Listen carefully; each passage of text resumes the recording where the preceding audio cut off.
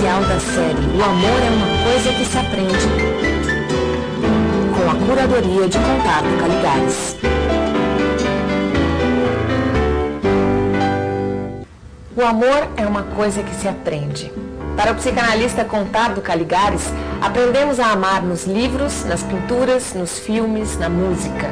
As histórias que vemos e ouvimos passam a fazer parte de nós e moldam nossa maneira de amar. Este café filosófico apresenta os melhores momentos dos 7 programas da série Amor é uma Coisa que se Aprende, que teve curadoria de Contardo Caligares. Nesta primeira parte do programa, a cineasta Daniela Thomas fala sobre sua forte experiência afetiva na sala de cinema, um lugar onde os filmes e a vida se misturam. Para falar sobre o amor na música brasileira, o crítico musical Arthur Nestrovski decidiu também cantar o amor. E o diretor de teatro Gerald Thomas levanta a dúvida: existe amor no teatro? Ou o amor do palco é uma grande mentira? Nós podemos ter histórias de vida muito diferentes, mas em matéria de amor temos algo verdadeiramente em comum. Temos em comum um repertório cultural que é o mesmo. Todos aprendemos o que é o amor, todos aprendemos a amar no mesmo repertório do amor. Eu não sei se existe o tal chamado amor dramatúrgico. Eu não sei se ele existe de verdade. Não. Ou eu não sei se eu aprendi a amar dentro do teatro. Eu acho que como farsa, e esse termo é muito bem definido por mim, farsa, eu não sei se eu aprendi alguma coisa de amor no teatro. O amor é uma coisa um pouco... vem, né? Vem. Você já nasce amando, né? Sim, certo. E quer dizer, existem vários filmes em que você aprende um pouco mais, uma coisa ou outra sobre amor, como fazer para lidar com o sexo oposto ou mesmo, enfim. Mas o que eu quis buscar foram os filmes que realmente, em retrospecto, mostravam... Eu não me dava conta que eu estava aprendendo, né? Quando eu os vi. E que agora é que eu vejo o quanto eu me inspirei neles para ter as relações que eu tive. A relação entre música e amor é uma relação milenar, para dizer o mínimo. Afinal de contas, por quê? Da onde vem esta relação tão íntima entre a experiência amorosa e a experiência musical? A pergunta que vale como pergunta é se existe alguma coisa na música que permite que se fale de amor quando não é possível se falar de amor. Ou seja, para a dificuldade de se falar de amor, talvez cantar o amor seja uma das possíveis soluções.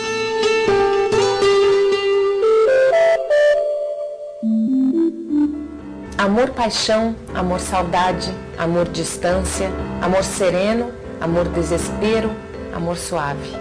A música brasileira já cantou todas as faces do amor. Um repertório tão vasto onde se aprecia e se aprende a amar.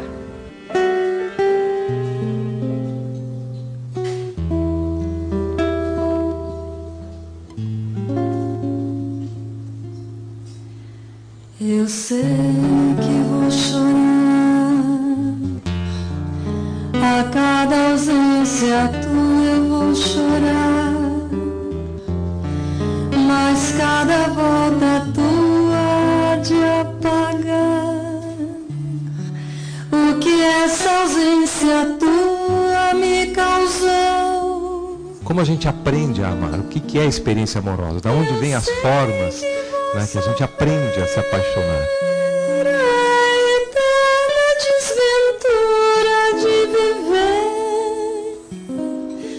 A espera de viver ao lado teu por toda a minha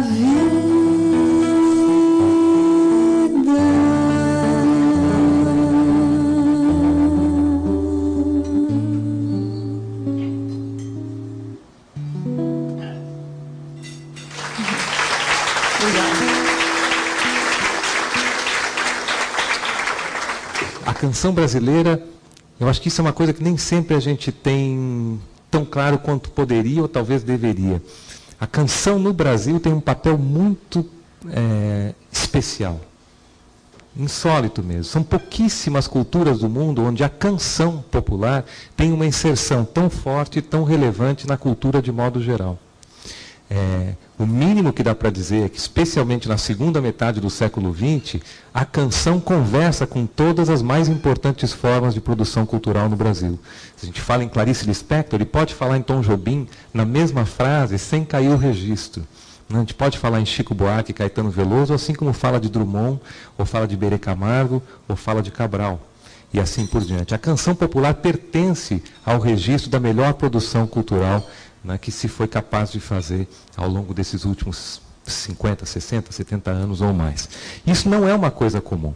A qualidade das letras, para começo de conversa, é algo absolutamente, não vou dizer absolutamente inédito, mas quase inédito nas culturas contemporâneas do mundo.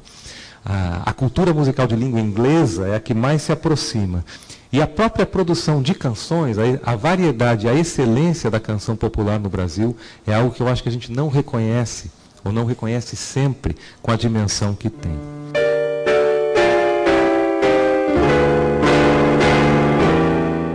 A gente não se dá conta de quanto a gente fica mobilizado emocionalmente quando a gente vai ao cinema.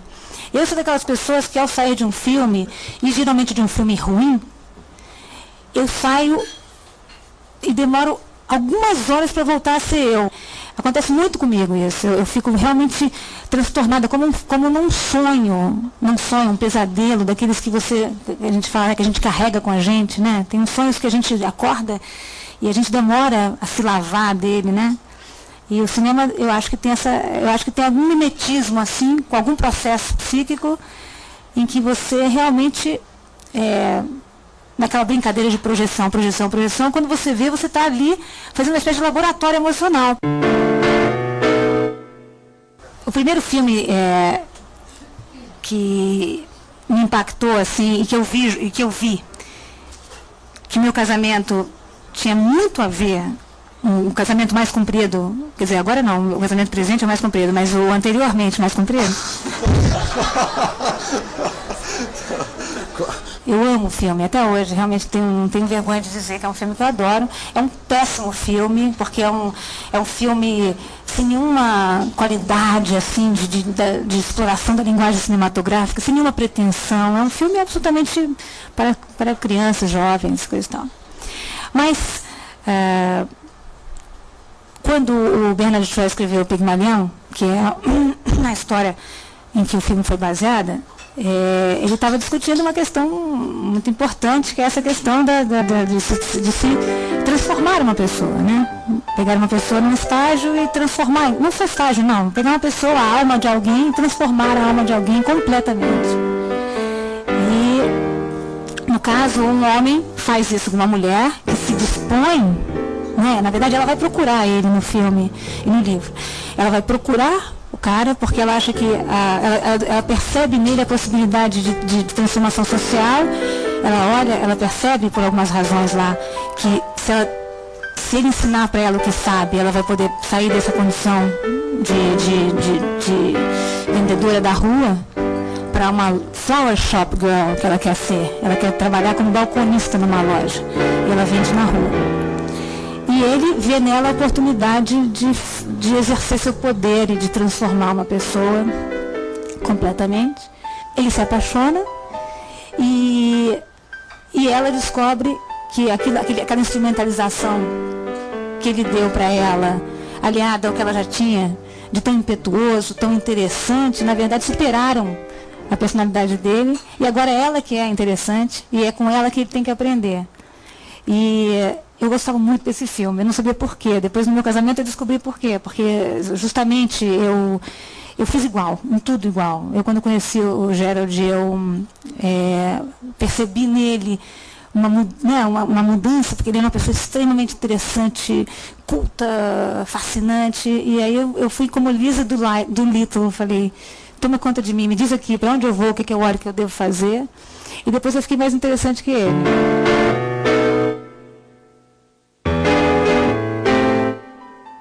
Eu nunca aprendi a amar no teatro. A verdade é essa. O teatro não ensina a amar, ao contrário. Não, mas isso é uma... Vai em frente. O teatro é uma grande rede de intrigas, onde o autor está in love com ele mesmo. escreve personagens que nada são do que ramificações dele mesmo, que estão in love com outros seres. É tudo uma grande farsa. Não existe o amor no teatro. Isso é uma bobagem, isso é uma mentira. O teatro é uma farsa, sempre foi e sempre será. O amor talvez não seja só do palco para lá, mas a outra questão é que não, existem também, é claro que é uma farsa, mas ao mesmo tempo, escuta, bom, estou no exemplo mais banal, Romeu e Julieta. Mas o subtítulo de Romeu e Julieta não fala em amor, são os amantes de Verona. Amantes. Amantes, e o que é? Não, amor e amantes. Explica, Vamos lacanianamente desconstruir essa porcaria aqui. Porque diga. Foda é uma coisa. Romeu e Julieta, você acha que era só isso? A minha leitura é foda. Ali é foda. Ah, tá, isso é uma leitura original. Você acha que Romeu e Julieta não é uma história de amor? Não, não acho. Acho que é uma história de sexo.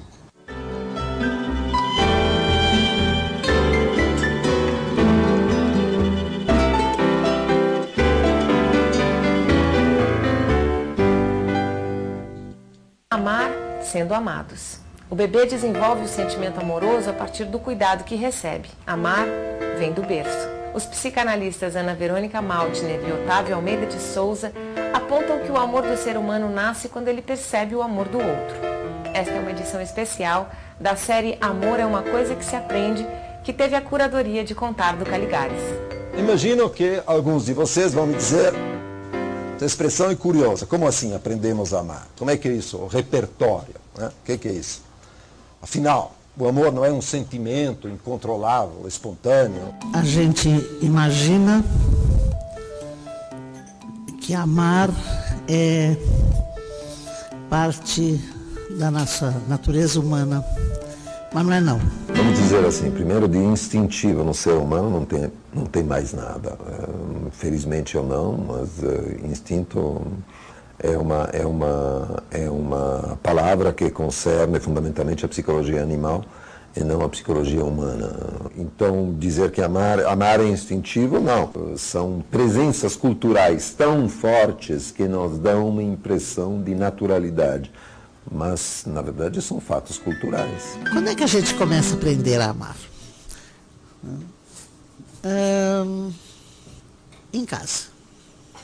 De forma incipiente, mas não inexistente, quando a gente nasce, assim, acabou de nascer, a gente tem todos os 5 sentidos. Mas eles precisam de ativação. Senão não desenvolve. A grande mudança do Lacan, que o Lacan traz, e que puxa para o nosso tema, é dizer que não, que antes de que a criança deseje os seus pais, é importante a gente perceber que a criança é desejada pelos seus pais. Que o desejo, ele não é uma coisa que surge de dentro do indivíduo e se dirige para fora, mas que o desejo vem do outro. Né? Essa é a famosa frase do Lacan, né? O desejo do homem é o desejo do outro. Ou seja, antes de eu desejar minha mãe me desejou. Antes de minha mãe significar alguma coisa para mim, eu signifiquei alguma coisa para ela. E foi a partir do amor que ela tem por mim que eu pude amá-la. O que faz com que eu possa imaginar que se eu não encontro ninguém que me ame, né, eu não vou aprender a amar. E que, portanto, minha participação, né, na comunidade dos homens ela vai ser bastante prejudicada. Né? Então, nesse ponto, a gente pode dizer que o Lacan traz essa modificação, ou seja, essa prevalência do tempo do outro sobre o tempo inicial de um sujeito, que a gente não saberia de onde veio, ela é muito explícita em Lacan, mas ela é comum a todos os analistas, tá? Posteriores a... O Winnicott também vai pensar que o que é fundamental para que um sujeito se forme é o amor e a dedicação que a mãe tem pelo seu bebê. Então, todos os analistas parecem estar plenamente de acordo com que o amor é uma coisa que se aprende, que eu não saio amando por aí, que eu tenho, que as minhas condições familiares de nascimento são elas que vão me dar a faculdade de amar. E a gente sabe muito bem que a gente não precisa, isso não é uma coisa muito hipotética. A gente sabe que apesar de amor ser uma coisa que se aprende, a gente sabe que muitos dentre nós Isso seria uma frase forte, dizer que não aprenderam a amar. Não se trata disso, mas a gente conhece pessoas que nunca tiveram um amor-paixão, por exemplo. Isso acontece, né? A gente conhece outras pessoas, e essas pessoas que nunca tiveram um amor-paixão, não vai aí nenhum julgamento moral. Elas nunca tiveram nenhum amor-paixão, mas elas podem amar seus amigos, elas podem amar a humanidade, podem amar o seu país, podem amar até os seus filhos. Fora do corpo da mãe, nós entramos numa outra organização completamente desorganizante daquilo que a gente tinha organizado, que estava desconfortável, mas... né? Naquela prisão, a gente era livre. E se podia se imaginar, claro que não tem palavras para imaginar, mas podia se imaginar autônomo e independente. Um dia, a gente vai saber que isso foi uma ilusão. Mas a verdade é que nós somos expulsos desse paraíso pela falta de espaço. Chama-se o parto de trauma, trauma do parto. Depois do trauma, de qualquer trauma, o parto não vai ser o único, a gente quer aconchego, quer uma transição. A gente quer passar de um estado para o outro, não daquele jeito que se fazia antigamente. Pegava aquela pobre neném, eu, né, sou daquele tempo, pegava, pendurava assim, né? Tadinha de mim. A gente precisa de uma transição, de um quentinho.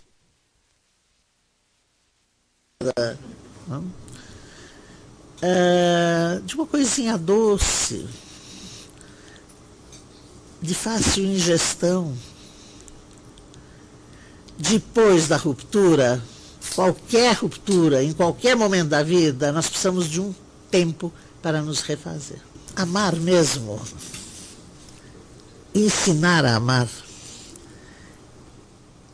é saber o que a criança é capaz de viver com pouco susto, com pouco trauma, com pouco medo.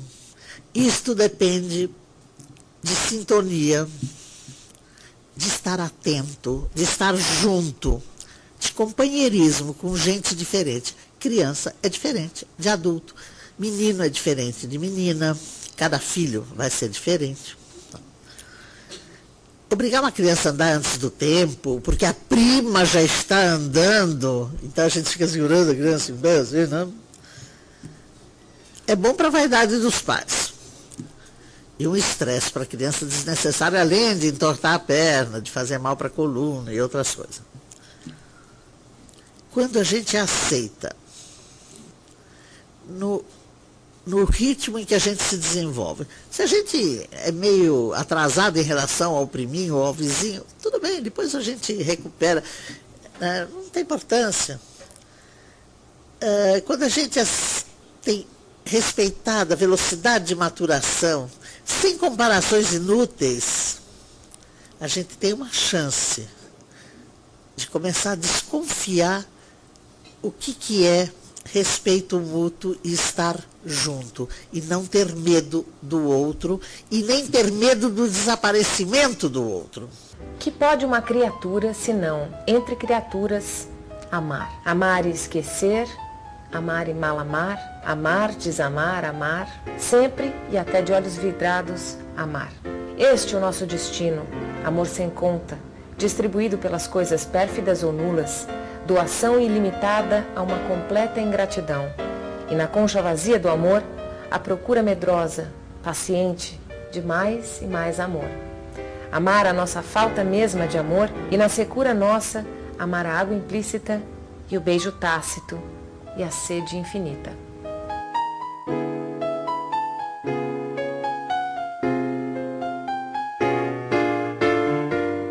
O amor se torna um grande tema narrativo com a modernidade. Aliás, o que vou tentar rapidamente mostrar é que ele nasce como o tema narrativo central da modernidade. Penso que sem as histórias de amor, a modernidade não teria acontecido.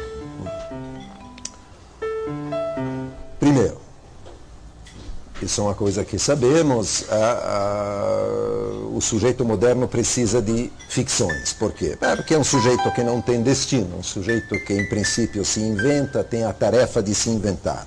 O repertório das ficções literárias, mas que hoje são filmes, televisão, tudo o que vocês quiserem, músicas, letras e companhia, o repertório das ficções se constitui quando a modernidade triunfa. É porque o sujeito moderno precisa de um repertório do possível com o qual sonhar, um repertório de devaneios com o qual inventar a vida. O sujeito pré-moderno não tem esse problema porque fundamentalmente não tem a tarefa de inventar a vida. A vida está em grande parte decidida por onde ele nasceu, em que posição social, reproduzindo ou tendo que reproduzir que tipo de missão social e trabalho dos pais que seja, caramba. Bom, o sujeito moderno é um sujeito de quem se pretende que seja autônomo, né? Portanto, ele tem que se inventar. Portanto, ele precisa de devaneios, precisa de ficções. E a literatura nasce com o sujeito moderno. A literatura é uma invenção do século XVIII. Os primeiros romances são do século XVIII. O corpo literário se constitui no século XIX. Agora, não basta dizer que nesse repertório o amor seria um dos temas centrais ou o tema central. Não, é mais exato dizer que, eu acho pelo menos, o amor é o tema que anima, que produz, desde o primeiríssimo começo, produz o repertório das ficções que são o nosso modo de uso para viver.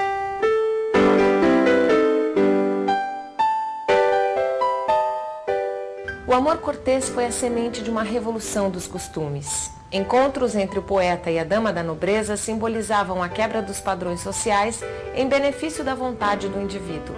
Com o passar dos séculos, cada vez mais o indivíduo começou a protagonizar sua própria história. E nessa história, o amor ocupa o papel central. A revolução era a seguinte, que o amor é um sentimento. Ele nasce imediatamente como exemplar, porque nasce como repertório literário, inaugura o repertório literário, é um sentimento que não obedece às regras de uma sociedade de castas. Um sentimento que passa por cima de uma distância social que parecia intransponível. Pelo amor, um plebeu ou um burguês, ainda por cima, andarilho, que era o caso geral dos poetas, pode falar com a dama, e a dama, ao ouvi-lo, pode idealizá-lo como ele a idealiza. Eles podem ter esse sentimento em comum. Isso é verdadeiramente o começo do fim da sociedade tradicional, é o início do mundo individualista, do nosso mundo. Digo individualista no sentido seguinte, que o sentimento do indivíduo está acima das regras coletivas.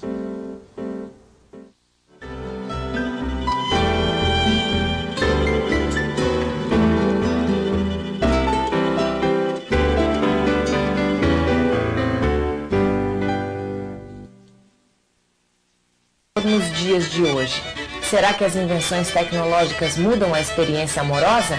A medicina pode nos dar corpos mais desejáveis aos olhos dos outros. As novas formas de comunicação favorecem o contato entre as pessoas. O jornalista Marcelo Coelho levanta a dúvida. Será que a tecnologia nos ajuda a encontrar o amor?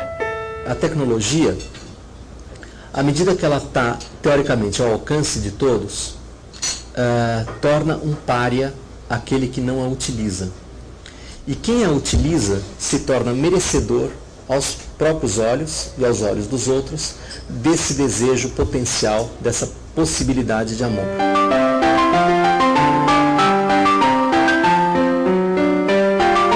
O corpo parece funcionar, graças a essas tecnologias, como uma outra roupa que a gente põe por cima, uma roupa única, mas sempre reformável. E não é mais, digamos assim, o lar, o centro, o foco de uma subjetividade. Isso no caso das tecnologias do corpo. E nas tecnologias da informação? Eu acho que elas dão possibilidade de construir, não um corpo-máquina, mas de construir justamente uma variedade de identidades desprendidas do nosso corpo, desprendidas do ego, com as quais a gente pode então jogar e colocar elas em funcionamento, colocá-las de modo muito literal na rede da internet. Se com as tecnologias do corpo a gente estava numa situação em que o modelo é a fábrica, o modelo é o trabalho, seja na academia ou no implante do silicone, se a tecnologia do corpo para alguns é fábrica e para outros talvez seja funilaria, não sei, mas para as tecnologias da comunicação, o momento não é da fábrica, mas não é o momento da produção, mas é o momento da circulação das mercadorias. O Orkut é o mundo da vitrine, da propaganda, das estratégias de marketing. Você passa do momento da produção para o momento da circulação e do marketing. O poeta francês Baudelaire, um dos inventores do termo modernidade, descreve o homem da era da técnica e da invenção como um homem que busca o eterno no efêmero. Ele admira a eterna beleza e a espantosa harmonia da vida nas capitais. Harmonia tão providencialmente mantida no tumulto da liberdade humana.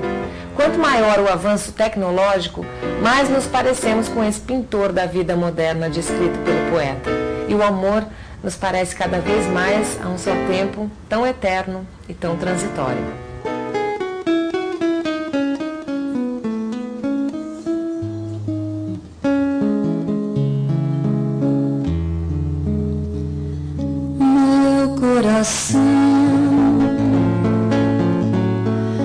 Não sei porquê, bate feliz quando te vê. Não sei quanto a gente se dá conta, eu tenho que confessar para vocês que eu estava preparando, enfim, um repertório aqui para a gente fazer para vocês essa noite, foi que eu me dei conta, olhando a letra em detalhe, na verdade, o que está dizendo esta letra? Os meus olhos ficam sorrindo e pelas ruas vão te seguindo, mas mesmo assim foges de mim. Por que isso é interessante? Porque isso era uma cena, em 1937, isso era uma cena nova. Isso era algo novo na experiência amorosa, vamos dizer, na história, se fizer a história da experiência amorosa, aqui a gente tinha uma condição nova, e a condição nova é o amor urbano. Essa experiência que é tão frequente para a gente, era algo absolutamente novo. Não por acaso, eu falei que a letra é de 36, a primeira gravação é de 37, e não inspirado por isso, mas quase, em 1938, Walter Benjamin publica o seu famoso ensaio sobre o Flaner, parte de um ensaio maior sobre Charles Baudelaire, onde ele trabalha exatamente a questão, da experiência urbana, como aparece na poesia de Baudelaire, com destaque para um poema que chama-se A Uma Passante, uma pedestre, que está nas Flores do Mal de Baudelaire, que é a exata descrição desse momento.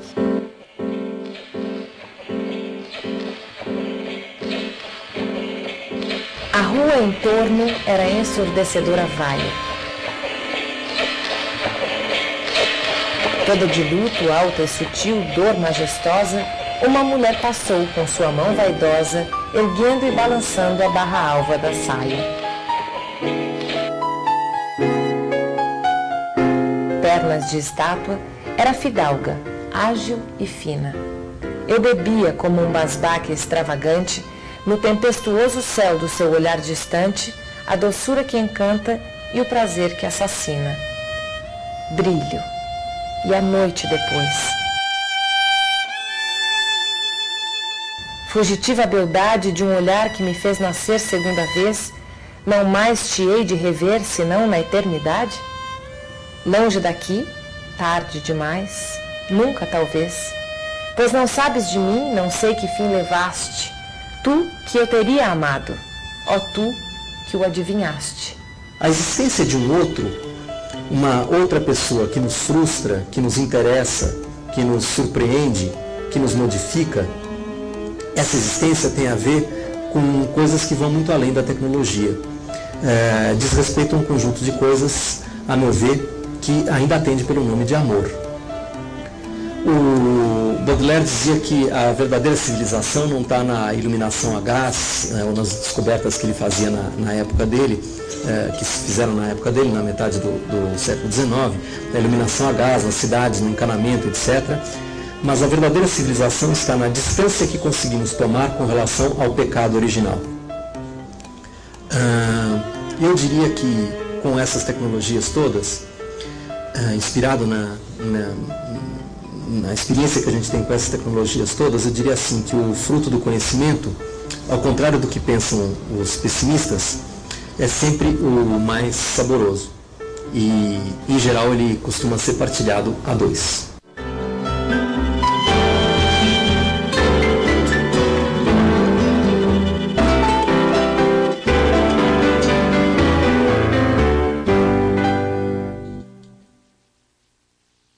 É uma coisa que se aprende e desafia o senso comum.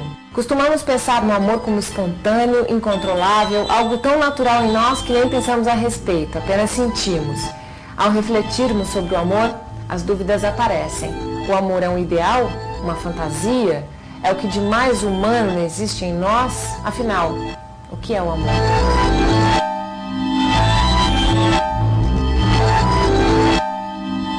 O amor de verdade existe, se dá nas coxias do teatro, se dá nos bastidores do teatro, entre as pessoas que fazem, que praticam o teatro. Por exemplo, eu me encanto, de uma forma até narcisística, pelos atores que estão ali no palco, dizendo o meu texto, sob minha direção, fazendo o meu teatro, o meu, tudo aquilo é meu, e estão me devolvendo. E como eu não sou aquele diretor que se afasta do espetáculo, eu fico ali toda noite, redirigindo, sempre adicionando uma coisa nova.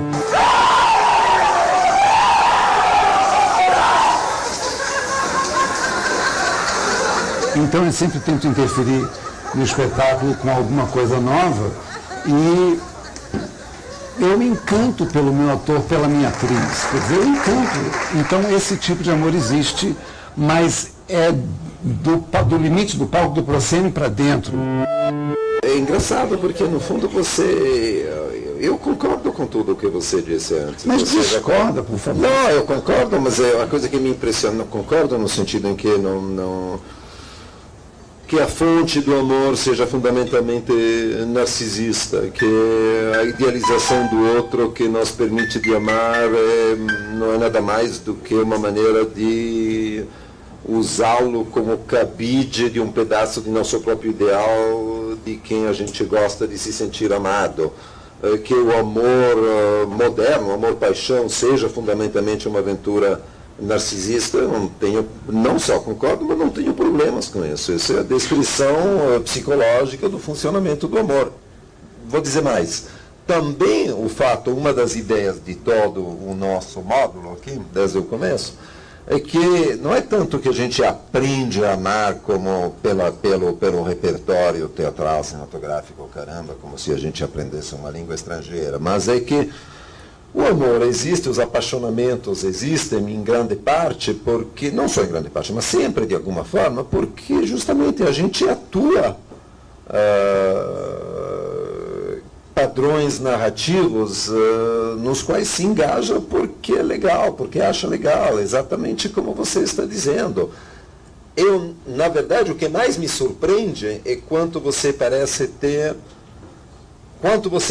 acreditar em algum sentimento além disso. Porque, afinal, quando você diz isso não existe, tudo isso não é nada, são apenas roteiros literários, é uma farsa e companhia, é como se você estivesse acreditando que, atrás disso, pudesse verdadeiramente ter um amor oblativo, que encontra o outro, um encontro verdadeiro, e caramba. Coisa que, para mim, é uma novidade. Não sabia que você era romântico a esse ponto. Que o amor seja uma ilusão,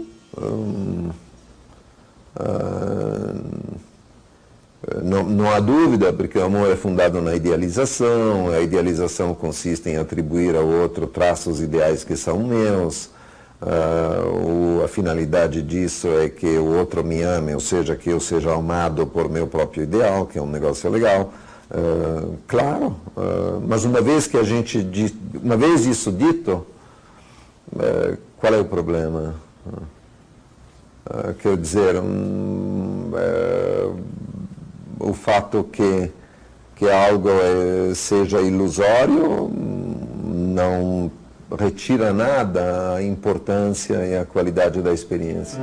Amar é não temer a proximidade, é saber se afastar de coisas negativas quando possível. Quem conhece o agradável, o bom, o gratificante, prefere ele. E se afasta, sempre que possível, daquilo que é mal. Se eu imaginar que o outro vai acreditar que eu tenho coisas boas, e eu acreditar que o outro também tem coisas boas, meu encontro é possível. E o amor também é possível. A amizade é possível. Amar só é possível sem o medo que paralisa.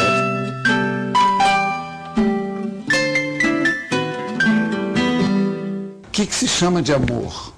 A gente chama de amor aquela coisa do homem com a mulher, do homem com o homem, da mulher com a mulher, ou a gente chama de amor o eu comigo mesmo.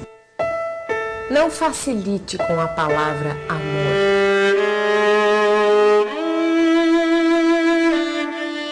Não a jogue no espaço bolha de sabão, não se inebrie com o seu engalanado som, não a entregue sem razão acima de toda razão, e é raro. Não brinque, não experimente, não cometa a loucura sem remissão de espalhar aos quatro ventos do mundo essa palavra, que é toda sigilo e nudez, perfeição e exílio na terra. Não a pronuncie.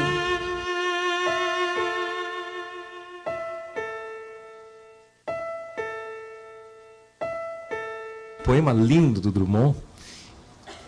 E como eu dizia, ele já deixa expressivamente anotado no início dessa nossa conversa a dificuldade de falar de amor.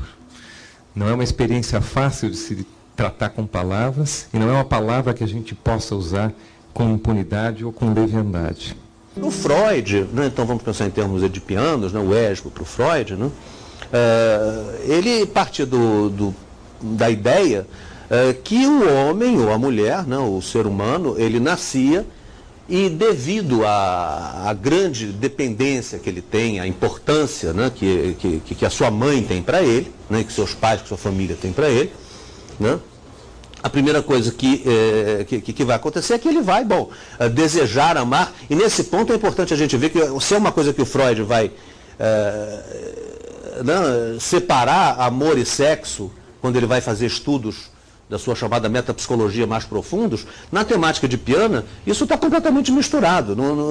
A gente não sabe direito se o Freud ele pensa que se o menino ele deseja concupiscentemente a mãe sem amá-la, ou se ele deseja, ou se ele ama a mãe enfurecidamente. Ele não tem, quando ele está falando do Édipo, o menino ele não só deseja eroticamente a mãe profundamente, como ele a ama como o bem supremo, como a coisa mais importante da vida dele. Então, quer dizer, exige um desejo carnal, exige um desejo também de dependência muito grande, de apego, de ligação e etc. O Freud, então, ele vai imaginar que essa onda amorosa, ela surge quase que naturalmente pelas condições psicobiológicas do bebê em relação à sua mãe. Uma relação de amor, de bem-querer, é aquela